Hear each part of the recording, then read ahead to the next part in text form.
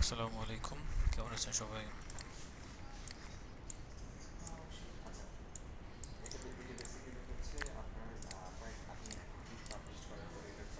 আচ্ছা, অ্যাসাইনমেন্ট সবাই করেন নাই, মাত্র 9 জন করছেন। 9 জনের মধ্যে তাও সবারটা ঠিকভাবে হয় নাই। আমি 3 পেজ করতে বলছিলাম, 3টা পেজ মোবাইল ভার্সন সহ। তো অনেকে করেন নাই ঠিকভাবে। এইটা হচ্ছে মোবাইল ভার্সন, এটা আবার ফুটার করে নাই। যতটুকু করছেন একটু কমপ্লিট করতেন, ইনকমপ্লিট রেখে এটা সাবমিট করছেন কেন? এটা ফুটার কই?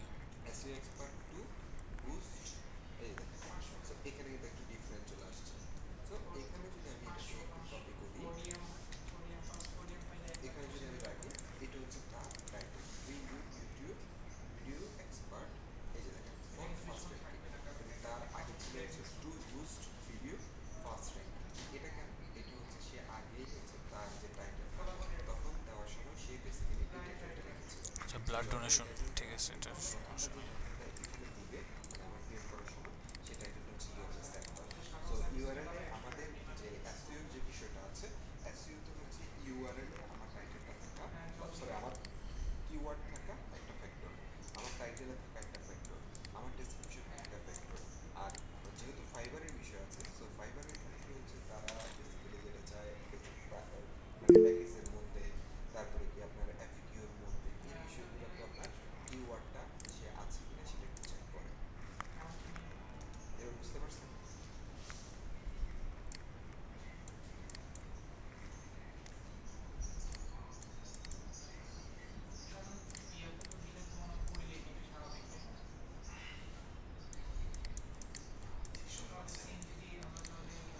ঠিক আছে, স্যার ফ্রেমগুলো এভাবে পাশাপাশি কিভাবে আনা যায় পিডিএফ এ? এটা তো স্যার আনতে পারিনি।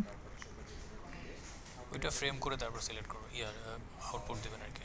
এক্সপোর্ট দেওয়ার সময় ফ্রেম মানে দিয়ে স্যার প্রত্যেকটা মানে একটা ইয়াতে পুরো পেজটাকে যদি আরেকটা তিনটা বড় পেজ ফ্রেমে তিনটা করি পেজ তখন হবে হ্যাঁ, না? 3টা পেজ ও একসাথে একটা ফ্রেমের আচ্ছা। মধ্যে নিয়ে আসবেন।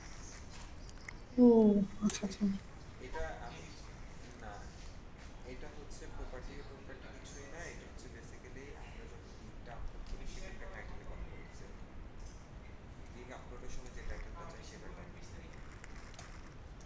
মোবাইল স্ক্রিন করতে বলে নাই তো, এটা কেন করছেন?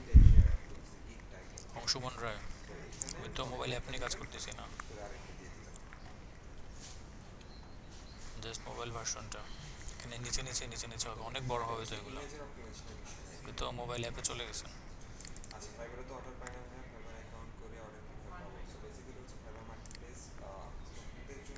মোবাইল ভার্সনটা হয় নাই। এটা এটা চলে।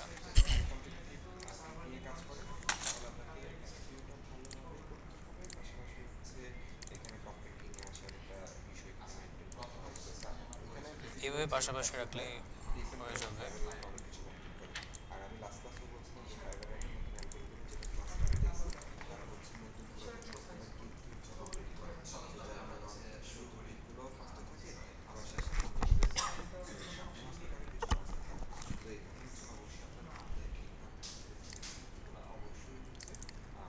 আচ্ছা, মোবাইল ভার্সনের এইগুলো একটু বড় হবে কিন্তু, হ্যাঁ, প্রতিটা শেপ বড় হয়ে যাবে, স্ক্রিন জুড়ে হবে, এই জিনিসগুলো বড় হবে।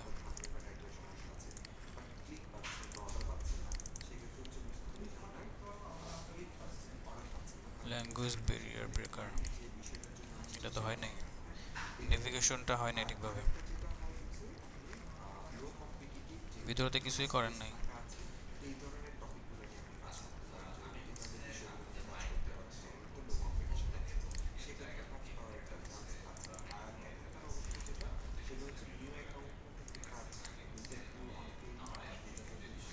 আচ্ছা, এটা ঠিক আছে, তবে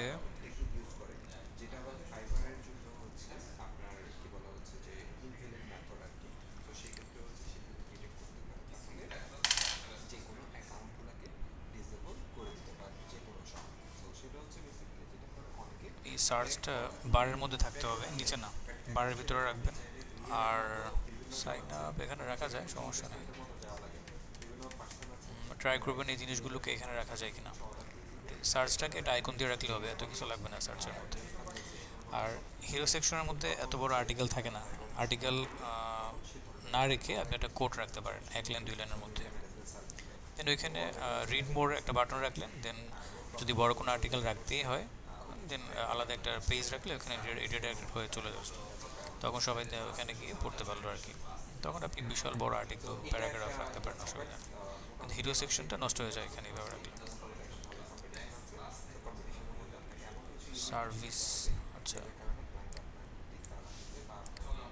এখানেও এত বড় লাইন এত বড় লেখা থাকবে না, জাস্ট আপনি একটা প্যারা রাখতে পারেন সার্ভিসটা কি রিলেটেড এটার জন্য। এরপরে সার্ভিসের নাম, ওইটার সাথে একটা একটা আইকন ইউজ করবেন, অল সার্ভিস এরকম একটা বাটন রাখলে সার্ভিস পেজে নিয়ে যাবে।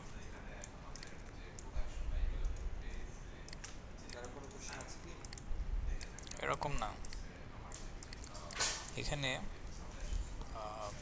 সিমিলারিটি বা ফ্যামিলিয়ারিটি মেনটেন করতে হয়। আপনার এখানে একটা রাখছেন লেফট অ্যালাইন, একটা রাইট অ্যালাইন, হয়তো একটু ভেরিয়েশন আনার চেষ্টা করছেন বা এভাবে আসলে গ্রামাটিক্যাল রং। যদি এটা লেফট অ্যালাইন হয় তাহলে সবগুলো হেডলাইন লেফট অ্যালাইন হবে, যদি সেন্টার হয় সবগুলো সেন্টার রাখতে হবে। অ্যালাইনটা এভাবে রাখবেন, তাহলে আমাদের ফ্যামিলিয়ারিটির যে প্রিন্সিপাল আছে সেটা মেনটেন হবে। তারপর বাটনগুলো সব সেম হবে, দেখেন দুই পাশে একদমই নেগেটিভ স্পেস নাই, এখানে আছে, এখানে একদম কম, এগুলো মেনটেন করবেন। আর এখানে ছবি ইউজ করা যাবে না, ওয়ার ফ্রেমে তো বলছিলাম কোনো ছবি টবি ব্যবহার করা যাবে না, এটা একদম ডিজাইনের মধ্যে চলে যাবে। আপনি তো একদম পুরো ডিজাইন করে ফেলছেন, এটা ওয়ার ফ্রেম হয় নাই, ডিজাইন হয়ে গেছে। এখানে সাইন ব্যবহার করতে হবে, কোনো কালার ইউজ করা যাবে না, যে কালার টালার ব্যবহার করে ফেলছেন। প্লেস হোল্ডার কালার ইউজ করতে হবে, সেটা আমি বলে দিচ্ছিলাম। এটাও সেম, কমপ্লিট করেন। এই যে এরকম এরকম করতে হবে, হ্যাঁ কালার ব্যবহার না করাই ভালো।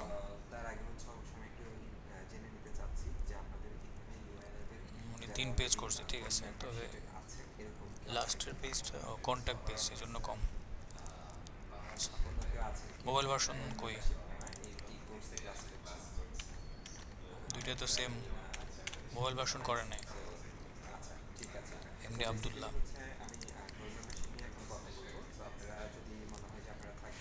আচ্ছা এটা হচ্ছে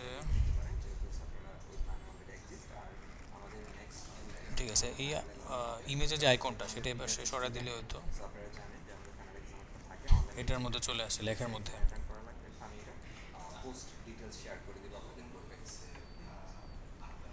সলিউশনস,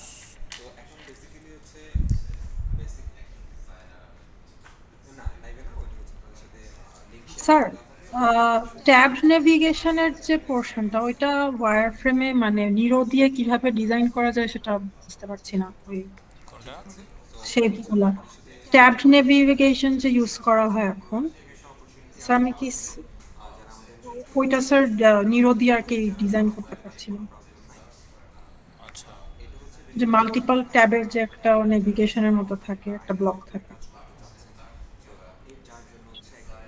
ওইটা তো শেপ নিয়ে জাস্ট একটা ট্যাব উপরে উঠে দিলে হবে। এই জায়গায় কি রাখতেছেন এখানে? স্যার এটা হচ্ছে গিয়ে ওই যে লিস্ট অফ মানে কোওয়ার্কিং স্পেসের বিভিন্ন লিস্ট, মানে একটা পর একটা আসতে থাকবে, আর যে অ্যারো দিয়ে হচ্ছে লোড লোড হবে, লোড মোরের হিসেবে কাজ করবে অ্যারোটা।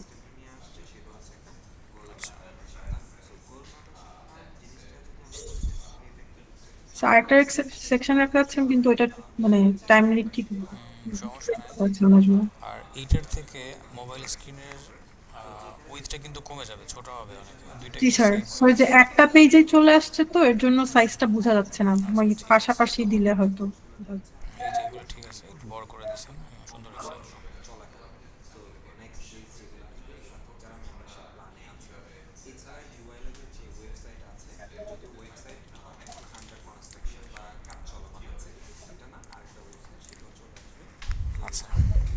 তাহলে ওয়ারফ্রেমের পার্ট শেষ। ওয়ারফ্রেম নিয়ে আর কথা বলার কিছু নাই, ওইগুলো একটা ক্লাসে হয়ে যায়। তো যখন টিমের সাথে কাজ করবেন, বিষয়গুলো লাস্ট ক্লাসেও বলছিলাম, আবার বলি, অনেক সময় দেখা যায় লো ফিডেলিটি করা লাগতে পারে। তো এখন কেউ একটু বলেন তো লো ফিডেলিটি কী, আসলে এটা কীভাবে করে?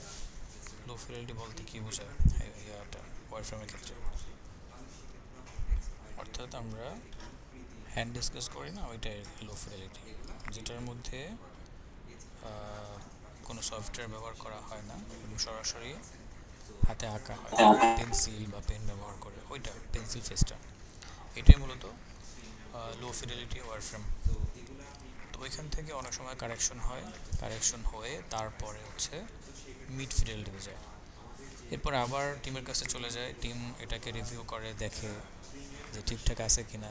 দেখা যাচ্ছে ওইখানে আবার কারেকশন দিচ্ছে, হয়তো বা একটু মডিফাই হয়েছে কোনো কিছু। দেন হচ্ছে সব কিছু শেষ হওয়ার পরে ফাইনাল একটা ওয়ারফ্রেম হয়।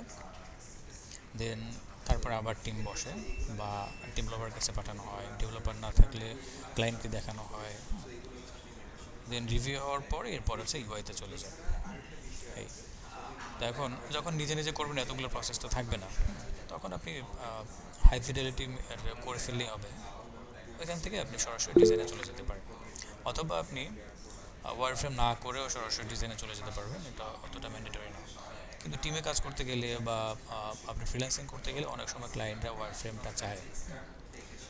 তো সেক্ষেত্রে ওইখানে হয়তো বা সে করে দিতে পারে। অনেক সময় ক্লায়েন্ট কী করে, লো ফিডেলিটি স্কেচ করে দেয় আইডিয়াটাকে লক করার জন্য। তো ওইখান থেকে আবার হাই ফিডেলিটি করতে হয় নিজে, দেন হচ্ছে ক্লায়েন্টকে দেখাইতে হয় যে দেখো ওয়ারফ্রেম ঠিক আছে কি না। এরপরে আপনি ওইটাকে ভিজুয়ালাইজ করে দিলেন ফিগমাতে।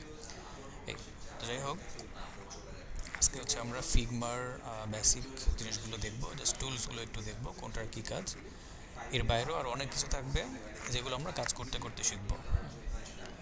স্যার স্যার একটা কোয়েশ্চেন ছিল, ওয়ার ফ্রেমে ওই যে ড্রপ ডাউন মেনুটা কি ডিজাইন দেখানো হয় নাকি ওটা একবারে ফাইনাল ডিজাইনে? হ্যাঁ, ড্রপ ডাউন দেখাতে পারেন, ড্রপ ডাউনটা আলাদা একটা পেজের মধ্যে দেখাতে পারেন, আচ্ছা। দেখানো আর হয়। স্যার হোভার এফেক্টটা কিভাবে ওয়ার ফ্রেমে বোঝানো যায়? কোনটা? স্যার হোভার এফেক্ট, যে হোভার করলে হোভারটা কালার জাস্ট চেঞ্জ হবে। কালার চেঞ্জ হবে না, ওইখানে হোভারটা করবেন।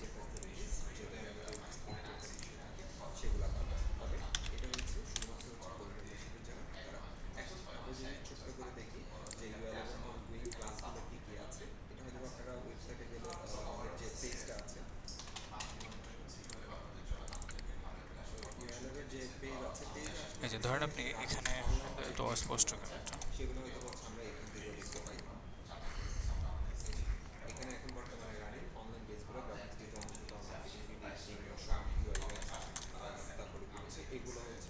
ধরেন এইখানে মাউস ধরলে কালার চেঞ্জ হবে বা একটু সিলেকশন হবে, সেক্ষেত্রে আপনি একটা বক্স রেখে এই জায়গায় এই লেখার সাথে একটা রেক্টেঙ্গল বক্স দিয়ে রাখবেন, ওইটা একটু ডার্ক কালার দিবেন আর লেখাটাকে হোয়াইট কালার দিয়ে দেবেন, তাহলে বোঝা যাবে হোভার হবে এখানে মাউস ধরলে।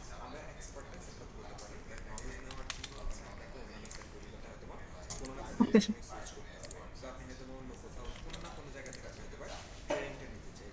আচ্ছা, ও মিরর লগ ইন করবো না, এটার কাজ শেষ। আর ফিগমাটা সবাই ইনস্টল করে নেবেন, এটা কোথায় পাবেন দেখাচ্ছি একটু। ফিগমা কি আছে সবার? স্যার ওয়েবসাইটে অ্যাকাউন্ট আছে, ডাউনলোড করা হয়নি কখনো। সমস্যা নেই, ওই জায়গায় থাকলেই হবে।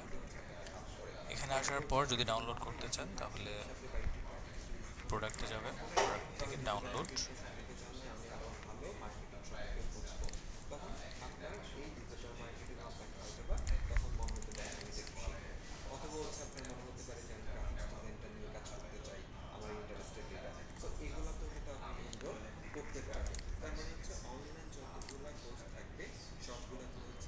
দেন হচ্ছে এই যে মোবাইল অ্যাপ, তারপরে হচ্ছে ডেস্কটপ ভার্সন দুইটাই দেওয়া আছে। যারা ম্যাক ইউজ করেন তাদের ম্যাক ভার্সন, উইন্ডোজ ভার্সন, দুইটা ভার্সনে দেওয়া আছে, আইওএস, অ্যান্ড্রয়েড, আইপ্যাড সব দেওয়া আছে এখানে। তো ডাউনলোড করে তারপর ইনস্টল করে দেবেন। আর ইনস্টল করার পর ওই ওয়েব ভার্সনে যেই ইউজার পাসওয়ার্ড দিয়ে অ্যাকাউন্ট সাইন আপ করছেন সেম জিনিসটা ওখানে দিলে লগ ইন হয়ে যাবে। এরপর আপনি কাজ করতে পারবেন। তাহলে ওয়েব ভার্সনে যদি কোনো কিছু সেভ করে রাখেন, ডেস্কটপ ভার্সনে আসলেও সেম জিনিসগুলো ওখানে পেয়ে যাবেন। তো ফিগমাতে মজার বিষয় হচ্ছে এটাই, আপনি যে কোনো জায়গায় লগ ইন করে আপনার প্রজেক্টগুলো অ্যাক্সেস করতে পারবেন আর কি। সেটা যদি ডেস্কটপ ভার্সনও করেন, ধরেন এখানে কোনো একটা কিছু করলেন, ডাউনলোড করা যে ভার্সনটা সেটার কথা বলতেছি, ওইটা অটোমেটিক ওখানে সেভ হয়ে থাকবে। আপনি যদি অন্য কোথাও ওয়েব ভার্সনে লগ ইন করেন, ফোন থেকে হোক বা ল্যাপটপ থেকে হোক, তাহলে ওগুলো পেয়ে যাবেন, সাথে সাথে কানেক্ট হয়ে যাবে। আচ্ছা, যাই হোক, ফিগমাতে আসলাম। তো যাদের প্রিমিয়াম নেওয়া নাই তাদের এই টুলবারটা উপরে থাকবে, কোনো সমস্যা নেই। প্রিমিয়াম আর ফ্রি ভার্সনটা অনেকটাই সিমিলার। যদি আপনি ডেভেলপার মোড ব্যবহার না করেন তাহলে এই দুইটা সেম, ওরকম কোনো পার্থক্য পাবেন না, সব কিছু করা যাবে। শুধু শুধু প্রিমিয়ামে গিয়ে লাভ নেই। যদি আপনি ডেভেলপার হয়ে থাকেন অথবা অনেক সময় কোড মোড করা লাগে, সেক্ষেত্রে আপনার ডেভেলপার মোডটাকে পাওয়ার জন্য, অর্থাৎ এখানে একটা মোড আছে, এটা পাওয়ার জন্য আপনাকে প্রিমিয়ামে যাওয়া লাগতে পারে, এছাড়া প্রিমিয়াম দরকার হবে না ইনিশিয়ালি। তো এখানে আসার পর ইন্টারফেস সম্পর্কে একটু পরিচিত করি। এখানে আমার লেয়ার প্যালেট থাকবে এবং আমাদের মেনু বারটা সব কিছু এই জায়গাতে থাকবে। মেনু বার হচ্ছে এখানে দেখেন, এই ফিল্মের যে আইকনটা আছে এখানে ক্লিক করলে আমরা বেশ কিছু মেনু পাবো, যেমন ফাইল, এডিট, ভিউ, অবজেক্ট, এরকম কিছু মেনু থাকবে। এখানে প্লাগইনস আছে, ফিগমার বেশ কিছু প্লাগইন আমরা ব্যবহার করব। কিছু প্লাগইন আছে প্রিমিয়াম, টাকা পয়সা ব্যবহার খরচ করতে হবে, আর কিছু আছে ফ্রি। তো প্রিমিয়ামগুলো এখন লাগবে না, যখন প্রফেশনাল কাজ করবে তখন হয়তো বা 2-1টা লাগতে পারে, ওগুলো আবার অল্টারনেটিভ আছে। আপনি চাইলে প্রিমিয়াম নিতে পারেন, চাইলে ফ্রিগুলো ইউজ করে কাজ চালাতে পারবেন, সমস্যা নেই। এরপরে এই তো এখানে হচ্ছে আমার লেয়ারগুলো চলে আসবে, এই যে লেয়ার, আর এখানে পেজ, একের অধিক যদি আপনার পেজ থাকে বা আর্টবোর্ড থাকে সেগুলো এখান থেকে অ্যাক্সেস করতে পারবেন। অ্যাসেটের মধ্যে গেলে আমরা যে কম্পোনেন্টগুলো তৈরি করব সেই কম্পোনেন্টগুলোকে এখানে স্টোর করে রাখতে পারবো, যে কোনো সময় এখান থেকে অ্যাক্সেস করতে পারবো। ধরেন আপনার বাটন, তো বাটন তো একই বাটন একটা ওয়েবসাইটের মধ্যে অনেক জায়গায় ব্যবহার করা লাগতে পারে। তো আপনি একবার একটা বাটন তৈরি করে রাখলে ওইটাকে যদি অ্যাসেটের মধ্যে সেভ করে রাখেন কম্পোনেন্ট হিসেবে, আপনাকে বারবার তৈরি করা লাগবে না। আবার ধরেন কার্ডস, একটা কার্ড এখানে তৈরি করে রাখলে ওইটাকে বারবার ইউজ করা যায়। এরকমভাবে রিউজেবল বা রিপিটেড যেই ইয়াগুলো আছে, কন্টেন্টগুলো আছে, সেগুলোকে একবার বানায় রাখবেন, বারবার ব্যবহার করবেন, এরকম কিছু বিষয়গুলো, ওই জিনিসগুলো অ্যাসেটের মধ্যে পাবেন। আর এটা গেল, এটাকে আপনি সাইড বারটাকে অন করতে পারেন, আবার অফ করতে পারেন এখান থেকে, ঠিক আছে? ক্লিক করলে বন্ধ হবে, আবার অন হবে। এটা হচ্ছে টুল বার, খুবই কম সংখ্যক টুল, যার ফলে এই সফটওয়্যারটা একেবারে লাইট ওয়েট একটা সফটওয়্যার। যে কোনো কনফিগারে, পিসি যে কোনো কনফিগারে আপনি এটা ব্যবহার করতে পারেন। তবে একেবারে লো লেভেলের কনফিগার হলে অনেক সময় দেখা যায় একটু ল্যাগ করে, বড় প্রজেক্ট করতে গেলে লোডিং হয়, অনেক সময় হ্যাং হয়ে যায়, এরকম হয়। আচ্ছা, এটা হচ্ছে আমাদের প্রপার্টি প্যানেল। এখান থেকে আমাদের সব কিছু মডিফাই করা হবে। কারণ আপনি একটা টেক্সট নিচ্ছেন, টেক্সটের প্রপার্টি মডিফাই করার জন্য এখানে আসতে হবে, এক্সপোর্ট করার জন্য এই পাশে আসতে হবে, সব কিছু এখানে, সব ধরনের প্যারামিটার এখানে পাবো আমরা। আচ্ছা, তো যাই হোক, আমাদের এই প্যানেলটা বা এই বারটা আমাদের অনেক বেশি ব্যবহার করা লাগবে। এখান থেকে যা নিব সেটার প্রপার্টি সব এখানে আসবে। ধরেন আপনি একটা শেপ জেনারেট করছেন, এবং শেপের যেই প্রপার্টি, যেই ভ্যালুগুলো আছে সেগুলো সব এখানে পাবো, এখানে আসবে না। যার ফলে আমরা বললাম যে এই জায়গাটা আমাদের প্রচুর পরিমাণে ব্যবহার করা লাগবে। আচ্ছা, এরপর এখানে দুইটা ট্যাব আছে, একটা ট্যাব হচ্ছে ডিজাইন আর একটা ট্যাব হচ্ছে প্রোটোটাইপ। তো ডিজাইন মোডে আমরা কি করব, আমাদের ইউআই ডিজাইনটা করব, ভিজুয়ালাইজ করব বা ইন্টারাকশন ডিজাইনটা করব, আর ওইটাকে প্রোটোটাইপ মোডে কনভার্ট করার জন্য আমরা এই ট্যাবে চলে যাব। এখন ডিজাইন কি, প্রোটোটাইপ, ডিজাইন তো আমরা বুঝলাম, প্রোটোটাইপটা হচ্ছে আমরা এখানে যে ডিজাইনটা করবো সেটা কিন্তু স্ট্যাটিক ডিজাইন, তাই না? অর্থাৎ এখানে ক্লিক করলে কোনো কাজ করবে না। আমরা একটা ওয়েবসাইটে গেলে, লাইভ একটা ওয়েবসাইটে গেলে যেরকম একটা বাটনে ক্লিক করলে ওখানে একটা অ্যাকশন অ্যাপ্লাই হয়, তাই না? তো হয়তো কোনো না কোনো জায়গায় নিয়ে যায় বা কিছু একটা তো হয়, তাই না? কোনো একটা টাস্ক পারফর্ম হয়। কিন্তু এখানে ফিগমাতে যা করবো সেখানে ক্লিক করলে কোনো কাজ করবে না, একদম স্টিল একটা ডিজাইন হবে, স্ট্যাটিক ডিজাইন। তো ওইটাতে ওই ডিজাইনটাকে ডাইনামিক করে প্রেজেন্ট করার জন্য মূলত আমাদের এইটা ইউজ করা হয়, প্রোটোটাইপ।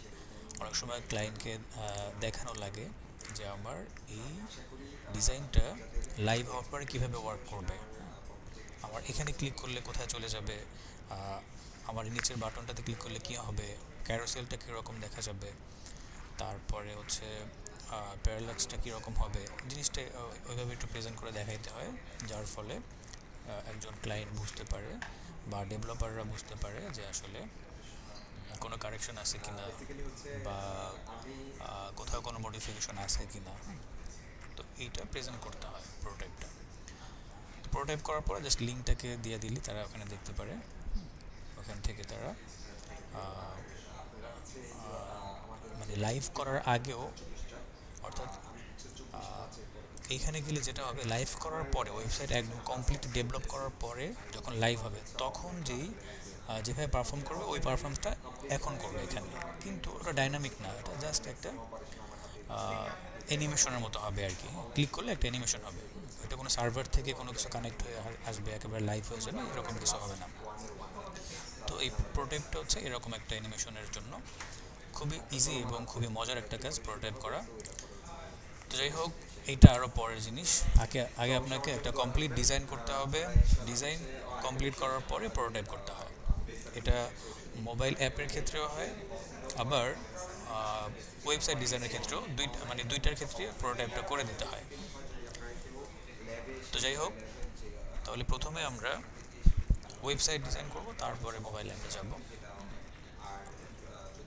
যেহেতু আপনারা ওয়্যারফ্রেম করে ফেলছেন, ওয়্যারফ্রেম থেকে ডিজাইনটা করে ফেলতে হবে।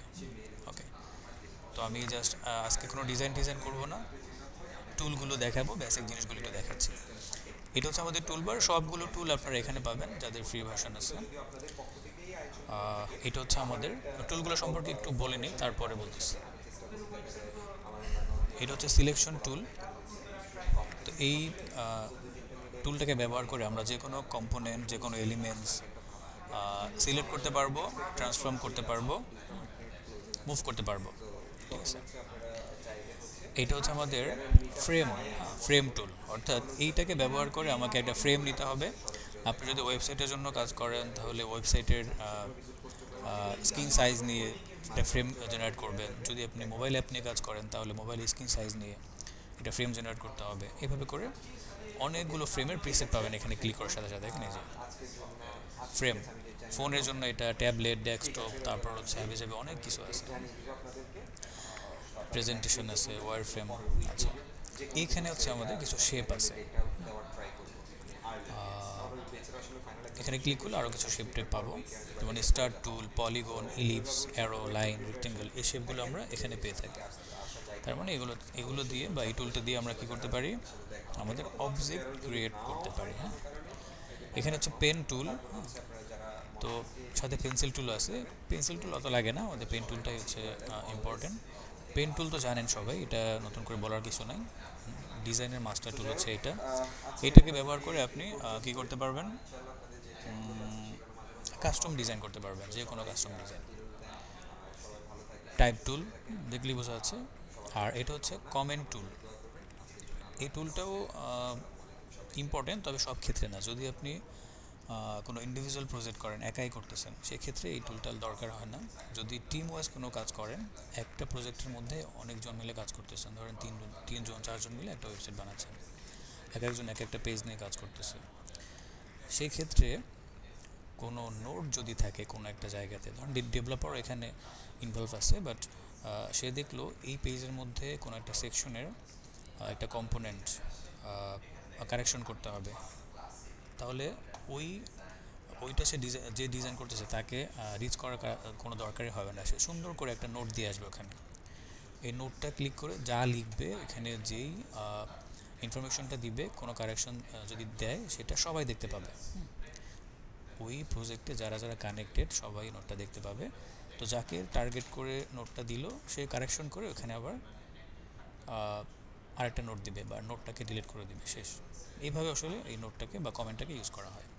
এইটা হচ্ছে আমাদের প্লাগইনসের জন্য এইটা অ্যাকশন। দেখেন ক্লিক করেন, তো অ্যাসেট, যে অ্যাসেটটা আমরা এখান থেকে অ্যাক্সেস নিলাম সেম জিনিসটা এখান থেকেও পাবেন। আর এই হচ্ছে প্লাগইন, এটা হচ্ছে র্যাপিড অ্যাক্সেস, এখান থেকে নেওয়া যায়। আবার আপনি শুরু থেকে যেটা দেখলাম মেনু বার থেকেও আমাদের প্লাগইনসের অ্যাক্সেসগুলো পাওয়া যাচ্ছে। এখানে আসলে আমরা প্লাগইনগুলো অ্যাড করতে পারি, রিমুভ করতে পারি। ওকে, সো সেটা আমরা এখান থেকে করতে পারি। তো বেশ কিছু শর্টকাট আছে যেগুলো আমরা কাজ করতে গিয়ে অল্প অল্প করে শিখব।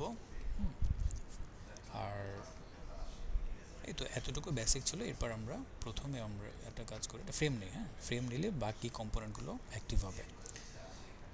তখন আরও কিছু বলতে পারবো, যেমন ফ্রেমে শর্টকাট কিবোর্ড থেকে যদি এ প্রেস করেন তাহলে ফ্রেম চলে আসবে, অথবা টুলবার থেকে আপনি ফ্রেম অ্যাক্টিভ করতে পারেন। আচ্ছা, তাহলে এটা ক্লিক করার সাথে সাথে দেখেন ফ্রেম চলে আসছে।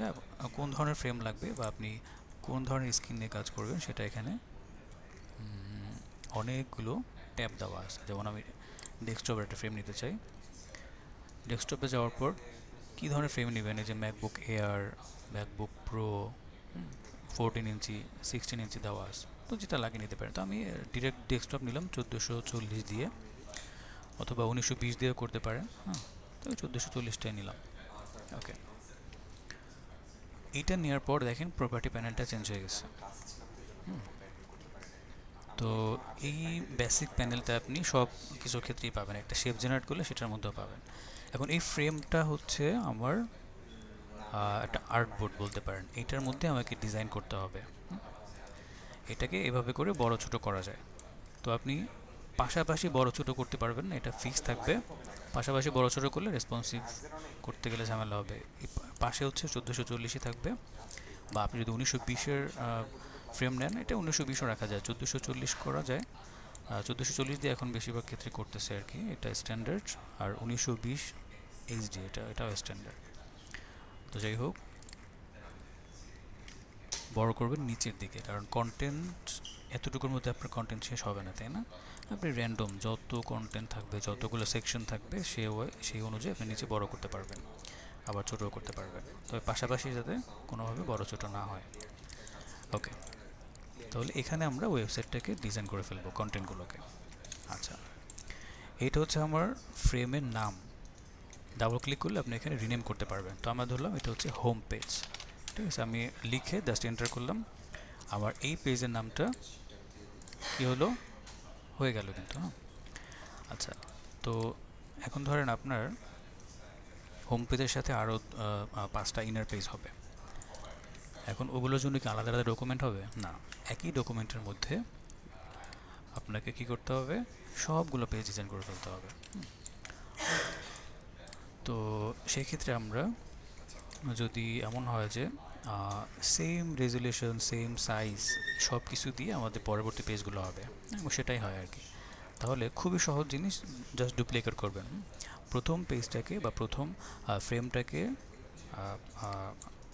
মডিফাই করার পর, এটাকে ডুপ্লিকেট করে ফেললে ওই সব কিছু ওইটার মতোই থাকবে।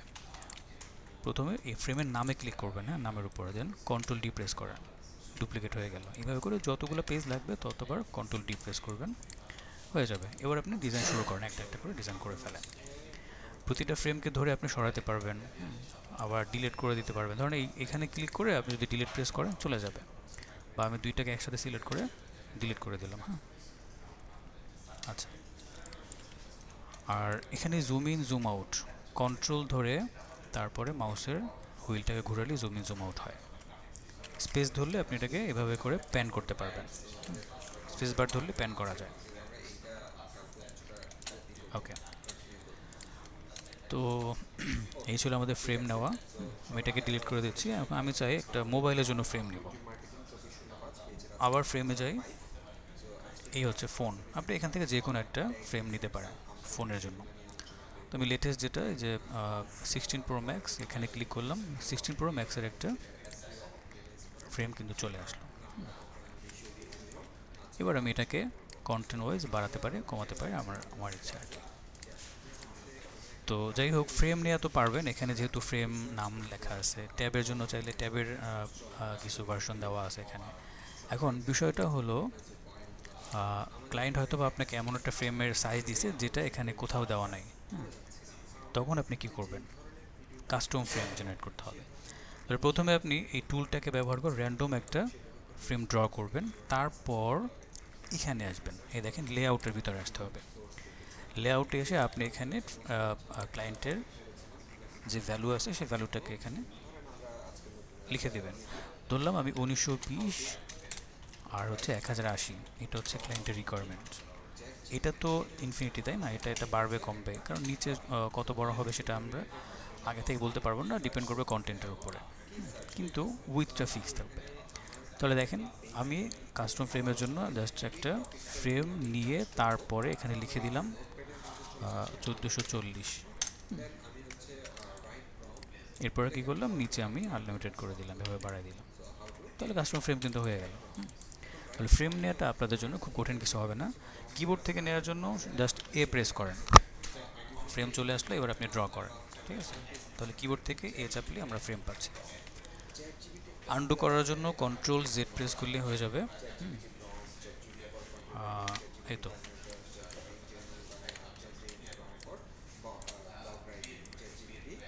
আচ্ছা, এখানে এই ব্যাকড্রপে একটা কালার দেওয়া আছে, একদম কালো। এটাকেও চেঞ্জ করা যায়। পেজের বাইরে ক্লিক করতে হবে। যদি কোনো পেজ বা কোনো ফ্রেম সিলেক্ট থাকে তাহলে আর ওটা চেঞ্জ করতে পারবেন না, একদম বাইরে ক্লিক করবেন। এবার দেখেন পেজ, অর্থাৎ আমরা এখন যে স্টেজের মধ্যে আছি সেটাকে মূলত একটা পেজ বলা হচ্ছে পুরোটাকে, আর এগুলোকে বলা হচ্ছে কি ফ্রেম। তো এই দেখেন, পেজ 1 মানে হচ্ছে কি পুরোটা, একদম পুরো এরিয়াটা হচ্ছে আমাদের পেজ। আচ্ছা, আর এগুলো হচ্ছে এক একটা ফ্রেম। যতগুলো ফ্রেম থাকবে ততগুলো আমার কী হবে, ওয়েবসাইটের পেজ হবে। এক একটা ফ্রেমের মধ্যে ওয়েবসাইটের পেজ বানাইতে হবে। তো যাই হোক,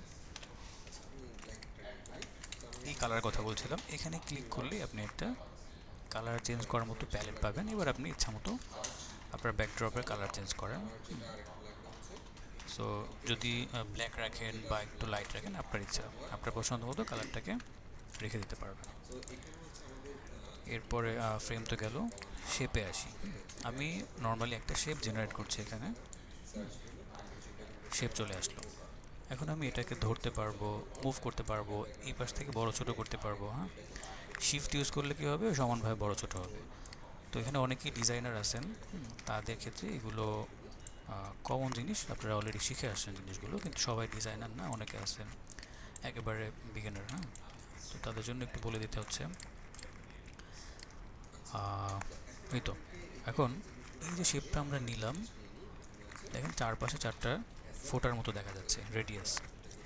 এই রেডিয়াসটা কাজ হলো কি, কর্নারগুলোকে রাউন্ড করা। আমরা চাইলে এখানে রেডিয়াস ধরে রাউন্ড করতে পারবো। দেখেন রেডিয়াসের ভ্যালুটা ওখানে দেখা যাচ্ছে।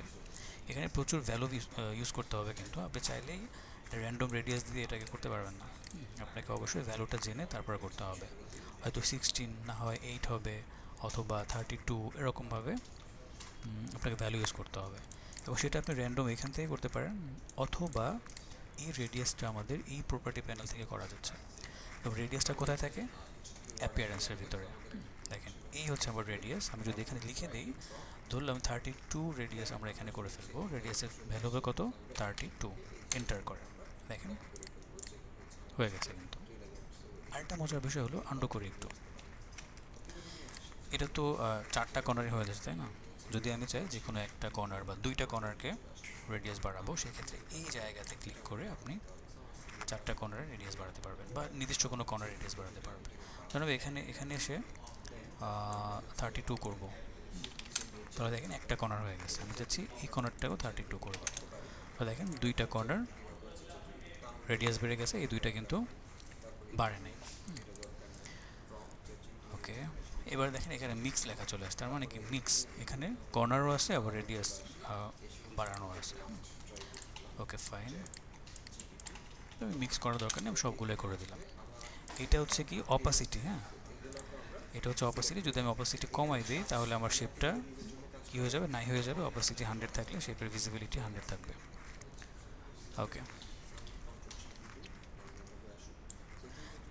এবার এতক্ষণ যেটার জন্য ওয়েট করতেছিলেন এই যে কালার, তাই না? ফিল কালারটা কীভাবে চেঞ্জ করব? শেপটাকে ধরে এখানে আসতে হবে, দেখেন এই যে ফিল লেখা আছে, দেখেন এটা একটু নিজে স্টাডি করলে কিন্তু অনেক কিছু বোঝা যাবে।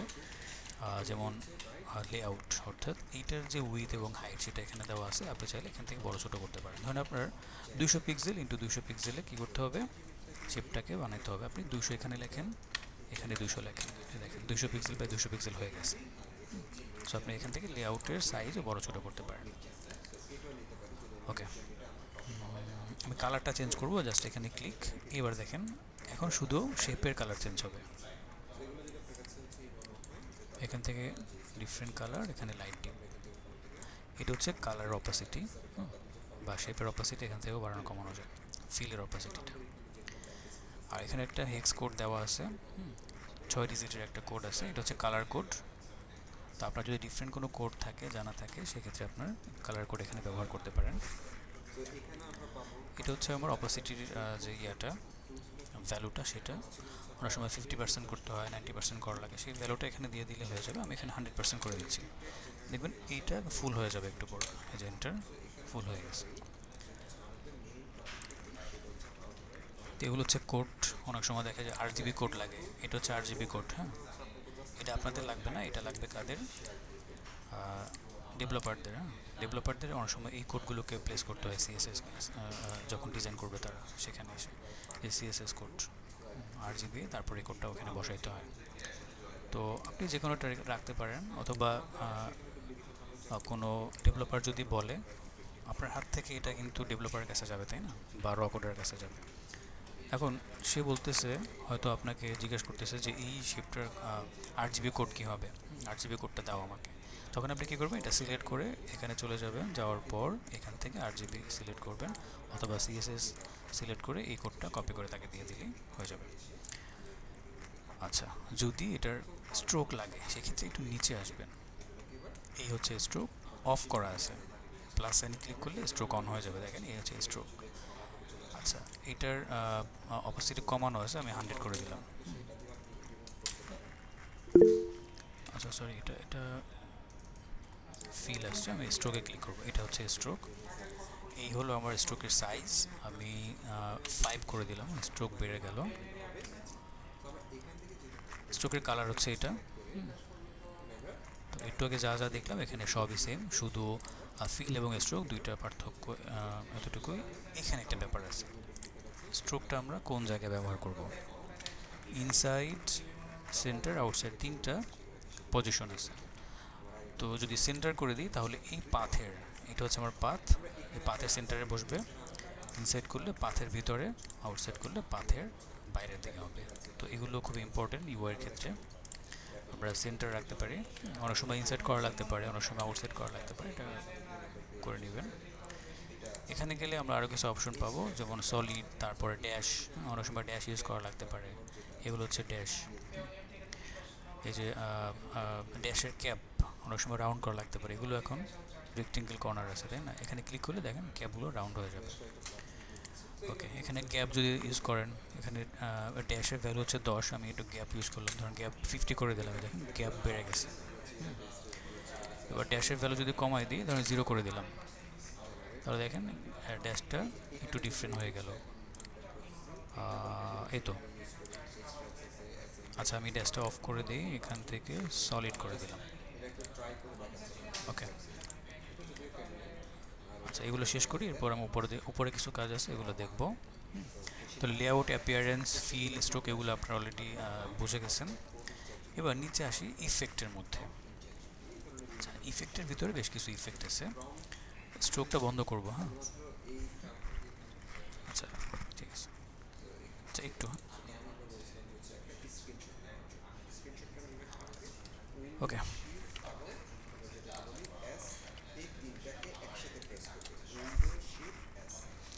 আচ্ছা, ইফেক্ট তো আসি, স্ট্রোকটাকে বন্ধ করতে চাই, তাহলে স্ট্রোক তো এখানে আছে, তারপর সাইজ তো জানেন এখান থেকে বড় ছোট করতে হয়, এটাও দেখাইছি। বন্ধ করব কিভাবে? এই যে মাইনাস সাইন, ক্লিক করে দেন, স্ট্রোক বন্ধ হয়ে যাবে। ইফেক্টটা আসলাম, এখানে কি কি আছে? ইনার শ্যাডো, তারপর হচ্ছে ড্রপ শ্যাডো। তাহলে ইনার শ্যাডো কী হয়, ভিতরের দিকে একটা শ্যাডো চলে যায়, যেমন এটা হচ্ছে ইনার শ্যাডো। ড্রপ শ্যাডো বাইরের দিকে শ্যাডো হয়। আর লেয়ার ব্লার, অর্থাৎ আমার এই অবজেক্টটা কী হবে, একটু ব্লার হয়ে যাবে এরকম। ব্লার পরিমাণ বাড়ানো কমানো যায়, এখানে আছে, আপনি চাইলে এইভাবে বাড়াতে পারবেন। দেখেন একদম ব্লার হয়ে যাচ্ছে, ঠিক আছে, ব্লার। এরপরে কি আছে, ব্যাকগ্রাউন্ড ব্লার। ব্যাকগ্রাউন্ড ব্লার হচ্ছে কি, যদি আপনার পিছনে কোনো ব্যাকগ্রাউন্ড থাকে, ধরেন আপনার নিচে একটা ইমেজ আছে আর উপরে একটা শেপ আছে, তাহলে ইমেজটা দেখতে পাবেন বাট ব্লারি একটা ভিউ চলে আসবে এরকম। তো এটা হচ্ছে আমি ড্রপ শ্যাডোতে রাখি। এখন ড্রপ শ্যাডোটা একটু এডিট করতে চাই, ড্রপ শ্যাডোটা অনেক বেশি ছড়ায় গেছে, সেক্ষেত্রে আমি এখানে যাব, পাশে একটা সাইন দেওয়া আছে, এখানে ক্লিক করলে আমার প্যারামিটারগুলো পেয়ে যাব। এখান থেকে পজিশন এক্স এবং ওয়াই এক্সিস, এক্স ক্লিক যদি ভ্যালু বাড়ে তাহলে পাশাপাশি মুভ করবে আমার শ্যাডোটা, আর যদি ওয়াই ভ্যালু ব্যবহার করি তাহলে উপর নিচে ভার্টিক্যালি আমার এটা মুভমেন্টটা চলে আসবে। এটা হচ্ছে ব্লারিনেস। এই যে আমার একটা ফেডনেস চলে আসছে, এই ফেডনেসটাকে বাড়ানো কমানো যায় এখান থেকে, ঠিক আছে। দেখেন একদম রাফ হয়ে গেল। যদি ভ্যালুটা বাড়ায় তাহলে আস্তে আস্তে গ্রাজুয়ালি কী হবে, সুন্দর একটা ভিউ চলে আসবে, মিশে যাবে আর কি, হ্যাঁ, আস্তে আস্তে করে। স্প্রেড কতটুকু ছড়াবে সেই জিনিসটা এখান থেকে আমরা ডিফাইন করতে পারি। এটা হচ্ছে শ্যাডোর কালার, হ্যাঁ, ডিফারেন্ট করে, মানে ডিফারেন্ট কোনো কালার দিয়ে শ্যাডো ইউজ করতে পারে। ধরেন আমি চাচ্ছি কি যে আমার শেপের যে ফিল কালার সেইটা দিয়ে শ্যাডোটা হবে, তাহলে আই ড্রপার আছে, একদম এক্সাক্ট কালারটা নেওয়ার জন্য এখানে ক্লিক করা, দেখেন ওই কালারটা দিয়ে শ্যাডোটা তৈরি হয়ে গেছে। এখন অপাসিটি একদম 100% করা, আমি চাচ্ছি একটু হালকা করে হোক, তাহলে এইটা কমায় দিচ্ছি, এটা কমায় দিলে হালকা হয়ে যাবে। বা আপনি সেম কালারে থাকলেও একটু ডিপ করে দিতে পারলেন, সরি এটা না ইফেক্টের ভিতরে এখানে এই যে কালার, এই কালারটাকে যদি একটু ডিপ করে দিই তাহলে দেখবেন শ্যাডোটা ওই কালারের মধ্যে একটু ডিপ একটা শ্যাডো দিবে।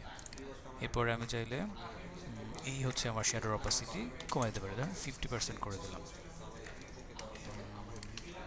ওকে।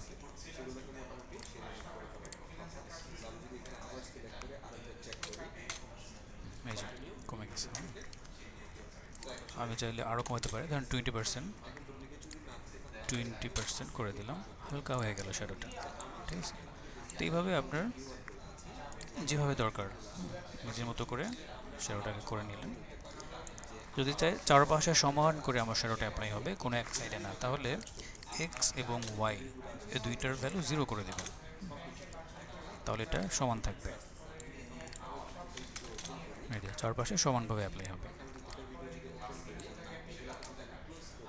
এই তো ড্রপ শ্যাডো গেল। ইনার শ্যাডো সেম, ভিতরের দিকে শ্যাডোটা আসবে, আপনার এখানে কাস্টমাইজেশন দরকার হলে এখান থেকে করে নেবেন, ঠিক আছে। এই তো এই দুইটাই ইম্পর্টেন্ট ছিল। শ্যাডোটা খুব বেশি ইউজ হয়, যদি এমন হয় যে আমার শ্যাডোটা এখন আর দরকার নাই, আমি এখান থেকে মাইনাস করে দেব। ইফেক্ট গেল, স্ট্রোক গেল, এবার সেই এক্সপোর্ট হচ্ছে আমি ফাইনালি এটাকে জেপিজি বা যে কোনোভাবে এটাকে আমরা আউটপুট দেবো আর কি, সেই ক্ষেত্রে আমার এক্সপোর্টটা দরকার হয়।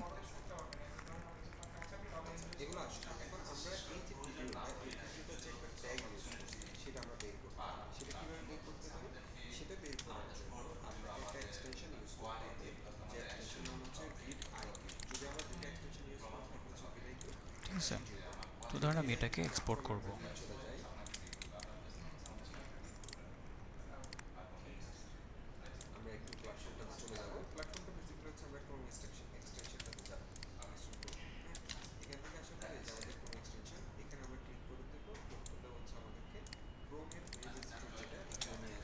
আচ্ছা।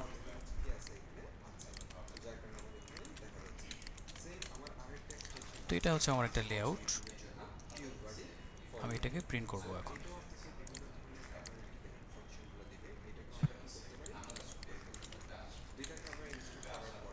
সেক্ষেত্রে যদি আমি আমার এই ফ্রেমের মধ্যে যা কিছু আছে সব কিছু একবারে প্রিন্ট করতে চাই, প্রিন্ট বলতে আউটপুট দেওয়া, হ্যাঁ, সেক্ষেত্রে আমাকে ফুল ফ্রেমটাকে ধরতে হবে, অর্থাৎ একদম ফ্রেমের নামের উপরে ক্লিক করলে আমরা টোটাল ফ্রেমটা সিলেক্ট হয়ে যাবে। অথবা যদি আমি এখানে লেয়ার ক্লিক করি, দেখেন ফ্রেম, ফ্রেম 2, ফ্রেমের ভিতর আমার এতগুলো লেয়ার আছে, আমি প্রতিটা লেয়ার এখান থেকে অ্যাক্সেস করতে পারি। দেখেন এখান থেকে যদি অন অফ করি আপনি বুঝতে পারবেন যে আমার লেয়ার অ্যাক্সেসটা কিন্তু এখান থেকে দেওয়া আছে। এখান থেকে যদি কোনো লেয়ার লক করা লাগে, জাস্ট এখান থেকে লক করে দিলে এটা লক হয়ে যাবে, এখন আর এটা সিলেক্ট হবে না। ঠিক আছে, আবার আনলক করার জন্য এখানে ক্লিক। তো যাই হোক, এইটা হচ্ছে আমার ফ্রেম, ফ্রেমের ভিতরে আমার অবজেক্টগুলো সুন্দর করে সাজানো আছে।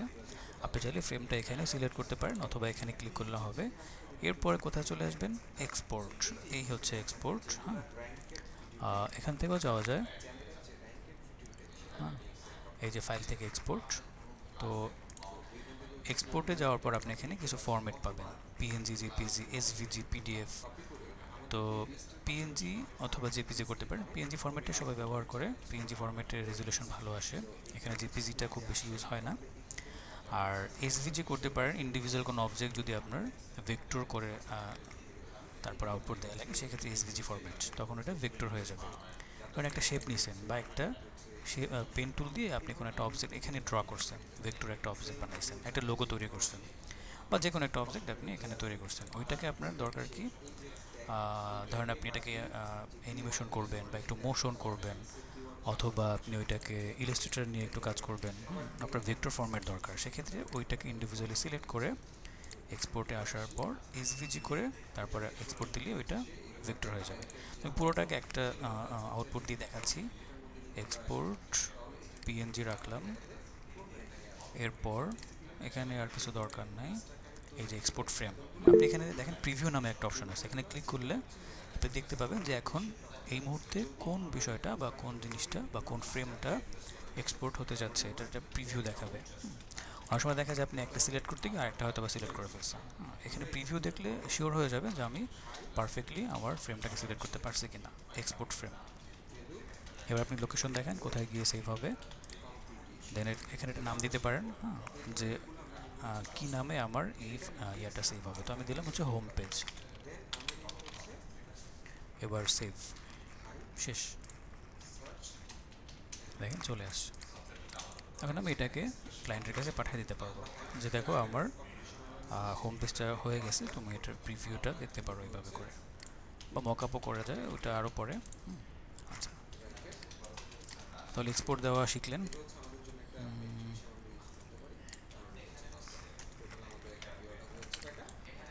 আচ্ছা, বেসিক জিনিসগুলো আমাদের মোটামুটি, এবার উপরে কিছু জিনিস আছে এগুলো একটু দেখাই। অটো লেআউট মেআউট যা আছে এগুলো আস্তে আস্তে শিখবেন, আজকে অটো লেআউট দেখাচ্ছি না, বেসিক জিনিসগুলো দেখাবো। এখানে একটা পজিশনের ভ্যালু আছে, এই হচ্ছে পজিশন, এটা হচ্ছে এক্স এক্সিস, এটা হচ্ছে ওয়াই এক্সিস। এক্স এক্সিস ব্যবহার করে আপনি ভ্যালু দিয়ে আমার কন্টেন্টটাকে মুভ করতে পারবেন, পজিশন চেঞ্জ করতে পারবেন। ধরেন এখানে দেওয়া আছে কত, 83, আপনি চাচ্ছেন 100 হবে এবং এটা রাইট সাইডে মুভ করবে, 100% মুভ করবে।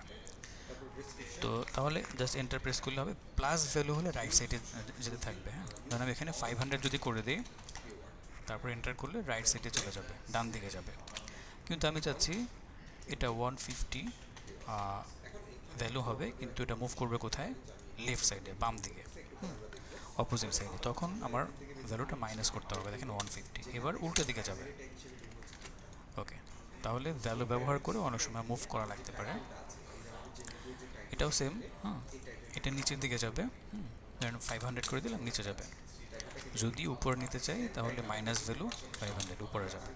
এইভাবে ভ্যালু ব্যবহার করে আমরা এটা মুভ করতে পারি। তো এটাকে 83 করে দিচ্ছি, -83, আচ্ছা সরি, এভাবে ছিল, এটা গেল। এইটা হচ্ছে আমার অ্যালাইনমেন্ট। অ্যালাইনমেন্টটা কী কাজে লাগে, ধরুন আমি এই দুইটা শেপকে একটু অ্যালাইন করতে চাই, এটার সাথে এটা অ্যালাইন করব।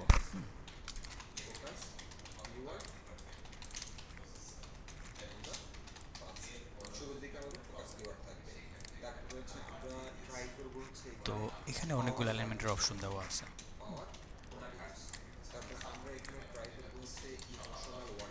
এই তো এগুলো তো আপনারা জানেন, এটা হলো সেন্টার অ্যালাইন, ভার্টিক্যাল সেন্টার, এটা হচ্ছে হরিজন্টাল সেন্টার, এটা হচ্ছে আমার ভার্টিক্যাল লেফট অ্যালাইন, এটা হচ্ছে রাইট অ্যালাইন, এটা হলো সেন্টার। আর এই তিনটা হচ্ছে হরিজন্টাল। হরিজন্টালি এটা হচ্ছে টপ, বটম, সেন্টার। এখানে আবার ডিস্ট্রিবিউশনের কিছু অপশন পাবো। ডিস্ট্রিবিউশনটা করার জন্য আমার মিনিমাম তিনটা শেপ লাগবে। তো তিনটাকে ধরলাম। ডিস্ট্রিবিউশনটা কি করে মূলত, তিনটা শেপের মধ্যে যে স্পেসটা আছে, এই যে ফাঁকা স্পেস, এটাকে ভাগ করে দেবে তিনটার মধ্যে সমান করে। তো তিনটার মধ্যে সমান নাই, দেখেন এই জায়গার মধ্যে বড় একটা স্পেস, এই দুইটার মধ্যে কিন্তু স্পেস নাই। যখন আমরা এখানে যাব, যাওয়ার পর দেখতে পাবো distribution vertical spacing, horizontal spacing. তাহলে আমাকে আগে দেখতে হবে যে আমার এই অবজেক্টগুলো কিভাবে সাজানো আছে, ভার্টিক্যালি নাকি হরিজন্টালি। তাহলে এটা কিন্তু পাশাপাশি এই পাশে এদিকে করা আছে, অর্থাৎ এক্স এক্সিসে আমার এগুলো অবস্থান করতেছে। তো সেই ক্ষেত্রে এটা হচ্ছে হরিজন্টাল স্পেসিং করতে হবে। এখানে ক্লিক করার সাথে সাথে দেখেন আমার স্পেসটা কিন্তু সমান হয়ে গেছে, এখানে যতটুকু এখানে ততটুকু। আবার আন্ডু করলাম, যদি এটা ভার্টিক্যাল হয়ে থাকে ঘুরাই দিলাম এটা, হ্যাঁ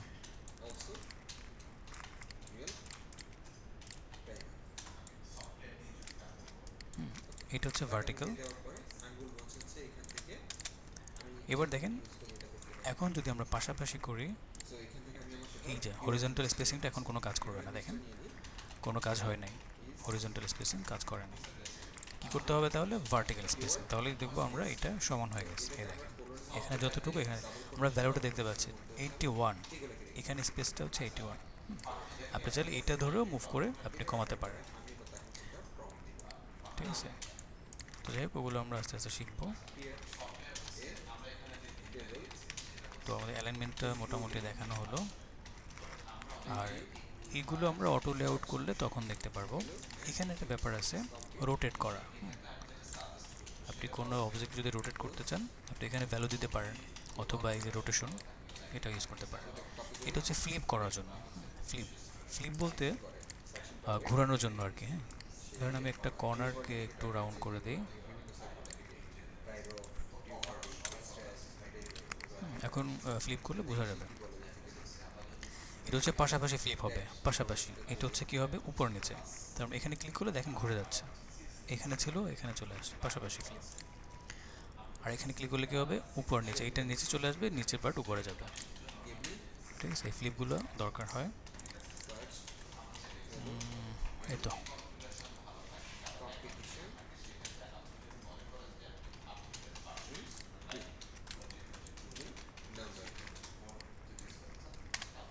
আচ্ছা, এবার অটো লেআউটে আসি একটু। অটো লেআউটের বেসিকটা একটু জেনে রাখেন, বাকিগুলো আমরা আস্তে আস্তে জানবো।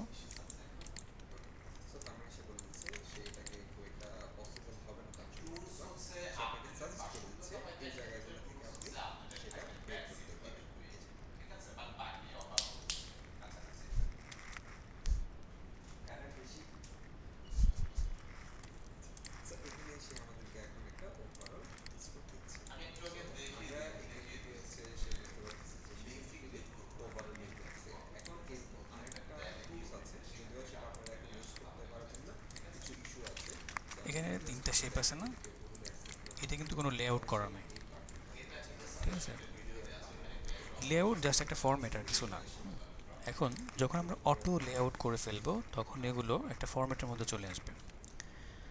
আর অটো লেআউট ছাড়া কী হবে, ছন্ন ছাড়া থাকবে সব কিছু, ঠিক আছে। এগুলোর নিজেও জানে না যে কোথায় আছে, তাই না। অটো লেআউট করে ফেললে সে নিজের একটা আইডেন্টিটি হবে যে আমি এখন ওই জায়গার মধ্যে আছি, এই পজিশনের মধ্যে আছি, সে জানবে তখন। এবং আপনি খুব ইজিলি এগুলোকে অ্যাক্সেস করতে পারবেন। কীভাবে করে অটো লেআউট, এই হচ্ছে লেআউটের মধ্যে এসে যদি আপনি এখানে ক্লিক করেন, অটো লেআউট হয়ে যাবে। ক্লিক করার সাথে সাথে দেখেন এখন কিন্তু এলোমেলো যে ছিল ওগুলো কিন্তু নাই, একটা ফরম্যাটের মধ্যে চলে আসে। তাহলে তিনজন মিলে সে একটা গ্রুপ হয়ে গেছে, এবং একটা লেআউটের মধ্যে চলে আসছে সে। এখন আপনি যে কোনো একটাকে ধরে যদি মুভ করেন, হ্যাঁ, ওই যে গ্রুপ করেন না, গ্রুপের মতো হয়ে যাবে। কিন্তু গ্রুপ করলে কি হয়, গ্রুপ আর অটো লেআউটের মধ্যে পার্থক্য আছে। গ্রুপের মধ্যে কোনো লেআউট থাকে না, জাস্ট তিনটা মিলে একটা গ্রুপ হয়ে যায়, একসাথে মুভ টুভ করা যায়, বড় ছোটো করা যায়, জাস্ট এইটুকুই। আর অটো লেআউট করলে গ্রুপ তো হবেই, সেই সাথে একটা ফরম্যাট একটা লেআউটের মধ্যে চলে আসবে। কীভাবে লেআউট হবে দেখেন, একটু আগে উপর নিচে ছিল, উপরে জায়গা বেশি ছিল কম ছিল, পাশাপাশি জায়গা কম বেশি ছিল, এখন কিন্তু ওরকম নাই। এই দেখেন এখানে 95, এখানে 95, তার মানে সে একটা ফরম্যাটে চলে আসছে, অর্থাৎ স্পেস সমান, অ্যালাইনমেন্ট সমান, সব কিছু একদম পারফেক্ট। এখন আমি যদি চাই স্পেসটা কমাবো, দেখেন যে কোনো একটা জায়গা থেকে কমাই দিলে এই পাশেরটা অটোমেটিক কমে যাচ্ছে। তাহলে অটো লেআউট করার সুবিধা হচ্ছে এইটাই, আপনি এক জায়গায় কাজ করবেন সব জায়গায় হয়ে যাবে। ইভেন আপনি যদি ডাবল ক্লিক করেন, এই শেপটাকে যদি আমি মুভ করতে চাই, ধরেন রেডটা থাকবে ভিতরে, এটা থাকবে বাইরে, খুব ইজি। দেখেন আমি এটাকে ধরে জাস্ট এই জায়গায় নিয়ে আসলাম, ওইটা কিন্তু সে বুঝে গেছে আমাকে সরাই দিতে যাচ্ছে। কোথায় দিতে যাচ্ছে? এই শেপের এখানে, সে অটোমেটিক জায়গা নিয়ে নিয়েছে। তার মানে কি এখন এখানে কমে গেছে? না, দেখেন যতটুকু জায়গা ছিল 26, এখানে 26, ওইটা কিন্তু ঠিক রাখছে। তাহলে দেখেন অটো লেআউট করার সুবিধা হচ্ছে এটা। যখন আপনি বড় ছোটো করবেন বা এগুলোকে সরাবেন, তার লেআউটটা সে ঠিক রাখবে অলওয়েজ। আচ্ছা, আরও কিছু সুবিধা আছে যেগুলো আমরা আস্তে আস্তে জানবো। তো এগুলোকে, এই যে স্পেস বড় ছোটো করা, তারপরে সরানো, এগুলো এখান থেকে মেনটেন করা যায়। এটা হচ্ছে আমার পাশাপাশি যে স্পেসটা, আমি যদি চাই যে এখানে 30 থাকবে, 30 পিক্সেল, তাহলে এখানে লিখে এন্টার করব, দেখেন এখানে 30 হয়ে গেছে। যদি চাই যে এখানে 60 পিক্সেল স্পেস থাকবে, লিখে এন্টার করলে হয়ে যাবে।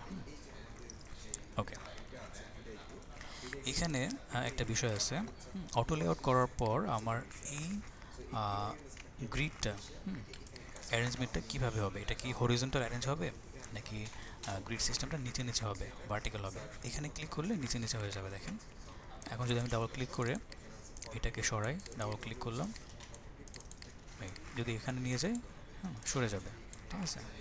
প্লেস চেঞ্জ করবে, যার যা জায়গায় সে চলে যাবে। অটো লেআউটটা খুব মজার জিনিস, এখানে ক্লিক করলে পাশাপাশি চলে যাবে। এটা হচ্ছে অন্য জিনিস, ব্রেক করবে যদি এখানে চলে যায়। এখানে যদি এক্সট্রা কোনো ইয়ে থাকে যেটা আমার কী বলে ফ্রেমকে টাচ করবে, সেটা নিচে চলে যাবে অটোমেটিক, এরকম আর কি। এই তো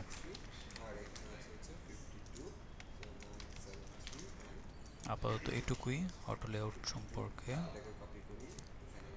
আর ও, এখানে একটা অপশন আছে, দেখতে পারেন এটা।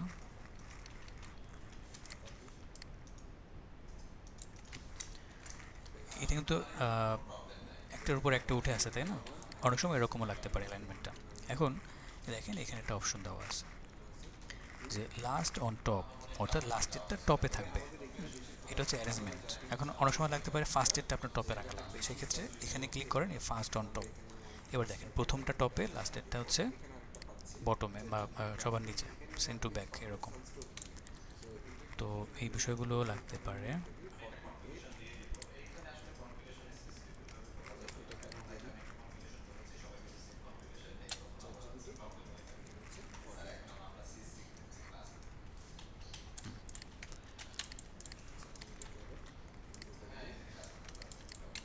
আচ্ছা, তো যখন আমরা ডিজাইন শুরু করব আগামী ক্লাসে, তখন আমাদের আরেকটা জিনিস জানতে হবে, সেটা হচ্ছে গ্রিড সিস্টেম। গ্রিড সিস্টেম কী জিনিস? যখন আমরা ফ্রেমটাকে ধরবো তখনই গ্রিড চলে আসবে। এই হচ্ছে লেআউট গ্রিড। এটা এখন বলবো না, আগামী ক্লাসে গ্রিড শেষ করে তারপরে হচ্ছে আমরা ডিজাইন শুরু করব। তো আমাদের ডিজাইনের কন্টেন্টগুলো গ্রিড সিস্টেমের মধ্যে রেখে তারপরে করতে হবে। গ্রিড সিস্টেমটা যদি ফলো না করেন, তাহলে ওই ডিজাইনটা ওয়েব ডিজাইনার যারা থাকবে তারা কিন্তু রেসপন্সিভ করতে পারবে না। আচ্ছা, গ্রেডিয়েন্ট কালার কীভাবে দেবেন? ঠিক আছে, হ্যাঁ, রুলার অপশনটা পাবেন।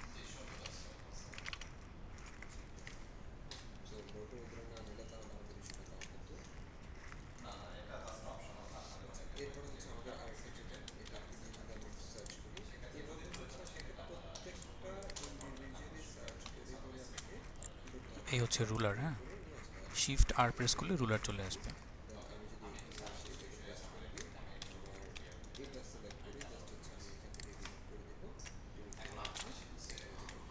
আচ্ছা,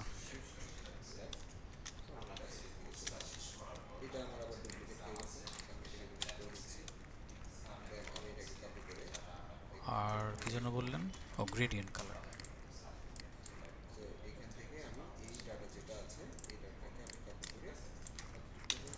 গ্রেডিয়েন্ট কালার দেওয়ার জন্য আপনাকে ফিল কালারে যেতে হবে।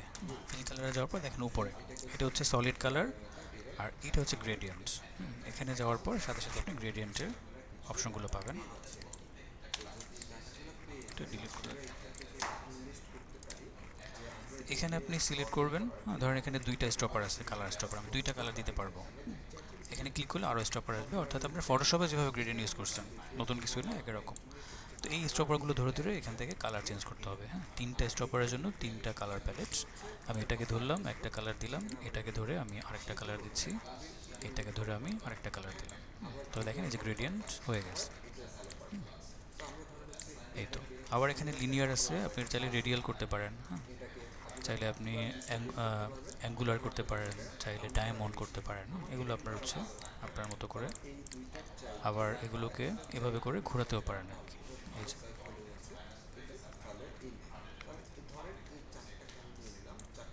ঠিক আছে, এই তো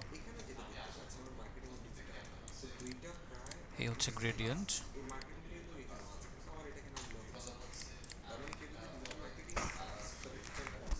আবার অনেক সময় আমাদেরকে ইমেজ করতে হয়, ক্লিপ করতে হয়, তাই না? আমি চাচ্ছি কি এটার মধ্যে একটা ইমেজ নিয়ে আসবো।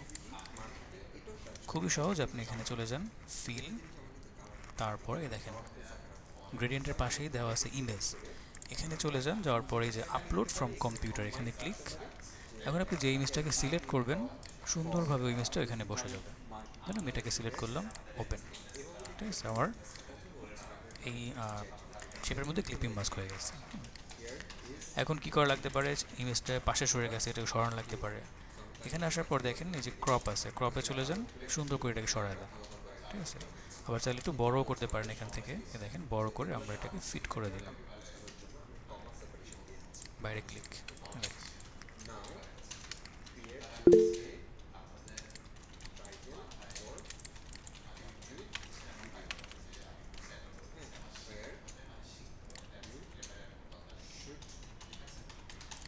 ইমেজ ওভারলে শেপ দিয়ে করাটা ভালো, তবে আপনি এখানে এই যে এখানে এক্সপোজার আছে, অনেক কিছু দেওয়া আছে, এগুলো ব্যবহার করে ওভারলে করতে পারেন, হাইলাইট শ্যাডো এগুলো ইউজ করে। আর কন্ট্রাস্টের ওভারলে করতে গেলে আপনাকে অবশ্যই আরেকটা শেপ নিতে হবে। এখানে এইটাকে ইউজ করে ওভারলে করতে হবে, দেন অপাসিটি ইউজ করবেন।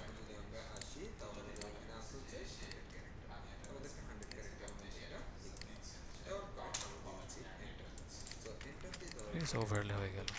এখন আপনি এটার উপরে কন্টেন্ট ইউজ করতে পারেন।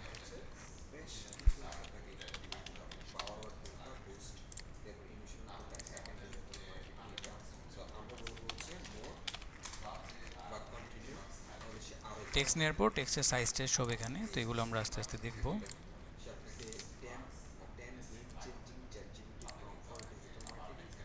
ঠিক আছে, এখন দেখেন কন্টেন্টটা হাইলাইট হয়েছে, বাট ইমেজটা ইমেজের জায়গায় আছে ওভারলে দেওয়ার ফলে। আর ওভারলে না ব্যবহার করলে আপনি এটাকে রিড করতে পারবেন না। দেখেন এই যে এখানে এই যে এই হোয়াইট হোয়াইট মিলে গেছে ব্যাকগ্রাউন্ডের সাথে, তো এই জন্য ইমেজের উপরে কন্টেন্ট থাকলে অবশ্যই আপনাকে ওভারলে ইউজ করতে হবে।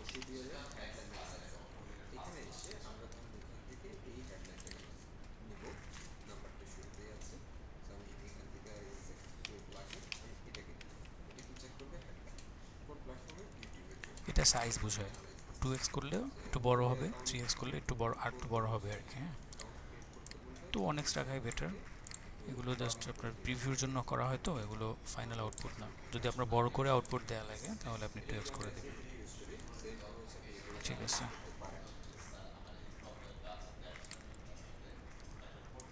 তো আগামী ক্লাসে হচ্ছে শুধু প্র্যাকটিস, আর ফিগমাটাকে ইনস্টল করে নেবেন বা কোনো একটা ইমেল পাসওয়ার্ড দিয়ে সাইন আপ করে রাখবেন। আপনি ওয়েব ভার্সনে সাইন আপ করলে হবে, আপনি চাইলে ডেস্কটপ ভার্সনটাও ইনস্টল করে রাখতে পারেন। ঠিক আছে, আমরা শেষ করবো আজকে। স্যার স্যার যে ওভারলে গুলো অনেক সময় হোভার করে বিভিন্ন ব্লকে বা কার্ডে, সেটা স্যার ডিজাইনে আমরা পয়েন্ট আউট কিভাবে করব? ওইটা আপনি যে কোনো একটা জায়গায়, ধরেন আপনার 4টা কার্ড আছে, 4টার মধ্যে যে কোনো একটা কার্ডের মধ্যে হোভারটা দিয়ে রাখবেন। ডেভেলপমেন্ট যখন হবে তখন ওইটাকে সবগুলোর মধ্যে দিয়ে দেবে। মানে স্যার স্ট্যাটিকে কিভাবে বোঝায়, যে কি দেখলে বুঝবে যে এটা হোভার বোঝাচ্ছে, যে উপরে উঠবে হোভার যে এফেক্টটা কোনো একটা স্লাইড কার্ডের করে। মধ্যে চারটা কার্ড যদি পাশাপাশি বসে, আপনি প্রথম কার্ডের মধ্যে হোভার করে দেবেন, বুঝলেন না? মাউস ধরলে যেরকম দেখা যাবে, ধরুন একটু ব্ল্যাক হয়ে যাবে বা একটা গ্রেডিয়েন্ট কালার আসবে মাউস ধরলে, অথবা হালকা করে একটা ওভারলে চলে আসবে, একটু হালকা গ্রে কালার হয়ে যাবে, যেটাই করে না কেন ওই একটার মধ্যে করে দিতে হবে। জি স্যার। ওইটা স্যার, করলেই ডেভেলপার বুঝতে পারবে। হ্যাঁ স্যার, একটা তো হয় কালার চেঞ্জ, আর একটা হয় যে স্লাইড করে যেটাই হোক, সরে যে যায়। কোনো একটা ওইটা করতে হবে, আপনি স্যার, যেভাবে ওইটা করেন। বুঝতে পেরেছি যে যে কোনো একটাতে করতে হবে, বাট স্লাইডিংটা কিভাবে দেখবে বুঝবে যেটা স্লাইডিং হবে? ওইটা নোট মানে দিয়ে দিতে হবে, আপনি ভিজুয়ালাইজেশনটা দিয়ে নোট রাখবেন দিতে হবে। এবং পাশে নোট দিতে হবে যেটা স্লাইড হবে এরকম। ও আচ্ছা। ওকে, আর কারো কোনো কোশ্চেন থাকলে বলতে পারেন। আচ্ছা, এবার আপনাদের অ্যাটেন্ডেন্স হবে। অ্যাটেন্ডেন্সটা ম্যানুয়াল প্রসেসে চলে আসছে, তো আমি একটা শিট দিব, খুব দ্রুত আপনারা এখানে অ্যাটেন্ডেন্সটা দিয়ে দিবেন।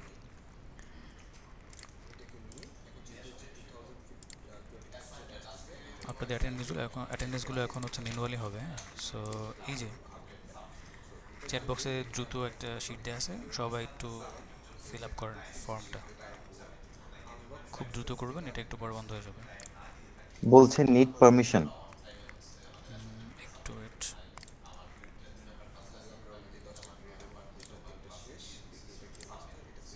পারমিশন তো দেওয়া, আপনি একটা ইমেল, স্যার, যে কোনো একটা ইমেল, আচ্ছা ইমেল লগ ইন করতে হবে, এছাড়া আসবে না এটা। আর এইখানে ফর্মের ভিতরে দেখবেন যে আপনার